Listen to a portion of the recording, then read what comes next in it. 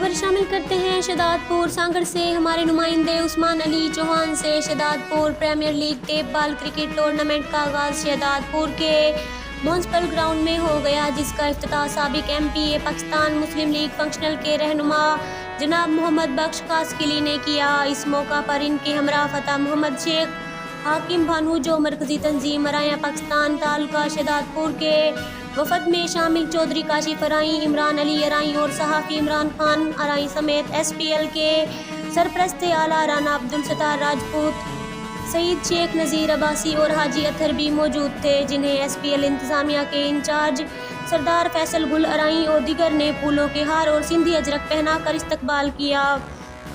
اس موقع پر سابق M P اے محمد بخش قاسقلی اور مرکزی تنظیم ارائیاں پاکستان تعلقہ شہداد پور کے چودھری کاشف ارائیں نے کھلاڑیوں سے خطاب کرتے ہوئے کھلاڑیوں کی ہر ممکن مدد کا یقین دلایا۔ اس حوالے سے ان کا کہنا تھا کہ زندہ قوموں کے میدان ہمیشہ آباد ہوتے ہیں۔ کھیلوں کی سرگرمیوں کو فروغ دینے سے ایک صحت مند معاشرہ تشکیل پاتا ہے۔ ہمیں خوشی ہے کہ شہداد پور کے نوجوان بڑی تعداد میں کھیلوں کی طرف راغب ہو رہے ہیں، جو کہ ایک مثبت تبدیلی ہے۔